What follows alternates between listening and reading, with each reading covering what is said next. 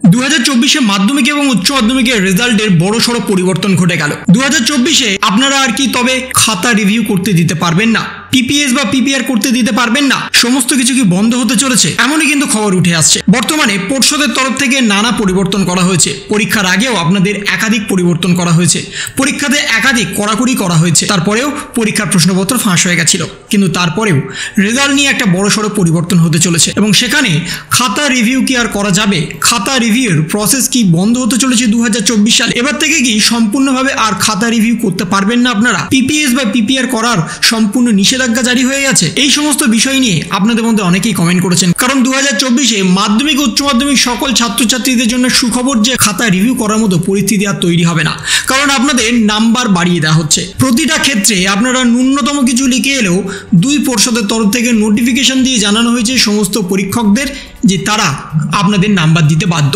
সেখানে আপনারা যদি ন্যূনতম কিছু লিখে আসেন, যদি আপনারা প্রশ্নের কিছুটা অন্তত লিখে আসেন, তাহলেও কিন্তু আপনারা সেই প্রশ্নের ফুল নাম্বার পাবেন। এই হচ্ছে 2024 খাতা দেখার একটা বড়সড় পরিবর্তন। সেজন্য রেজাল্ট বেরোনোর পরে যে আপনাদের পিপিএস বা পিপিআর করার একটা প্রবণতা থাকে, সেই প্রবণতা কিন্তু আর দেখা যাবে না, কারণ আপনাদের খাতা রিভিউ করার মতো আর পরিস্থিতি তৈরি হবে না, এমনটাই জানিয়ে দিয়েছে উচ্চ মাধ্যমিক শিক্ষা সংসদের সভাপতি চিরঞ্জীব ভট্টাচার্য।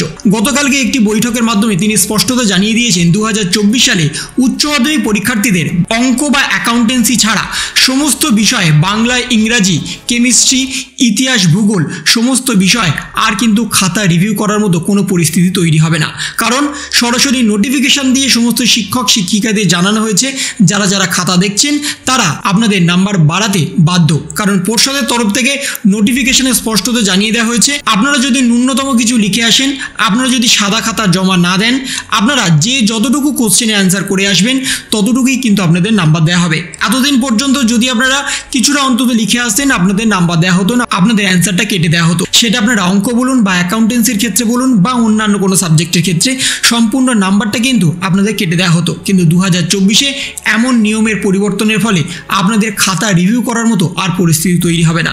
তাই পাশের হার যেমন বাড়বে, আপনাদের নাম্বারও কিন্তু অন্যান্য বছরের তুলনায় এবছর অনেকটাই বেশি হবে। আপনারা যদি ভেবে থাকেন যে আমরা মাত্র 15 নম্বরে অ্যান্সার করে এসেছি তাহলে কি আমরা পাস করতে পারবো, একদমই পারবেন।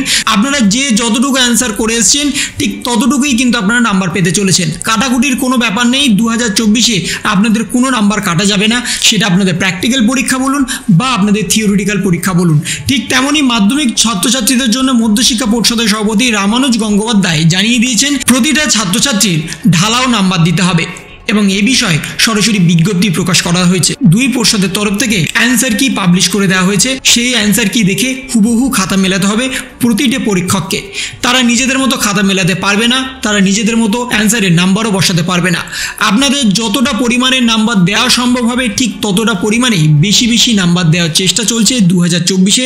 তাই 2024 পিপিএস বা পিপিআর করার মতো কোনো রকম পরিস্থিতি তৈরি হবে না। তাতে আপনাদের কোনো অর্থও ব্যয় হবে না, আপনাদের পাশের হারও যেমন বাড়বে, আপনাদের যে টেনশন সেটাও কিন্তু বর্তমানে অনেকটাই দূর হতে চলেছে। তো এই ছিল একটা ছোট্ট ইনফরমেশন আপনাদের সকলের জন্য। যদি আপনাদের ভিডিওটা ভালো লেগে থাকে তবে লাইক করুন, শেয়ার করুন এবং অবশ্যই সাবস্ক্রাইব করুন। তার পাশাপাশি আপনার মতামত কমেন্টের মাধ্যমে জানান। ভালো থাকুন, সুস্থ থাকুন, ধন্যবাদ।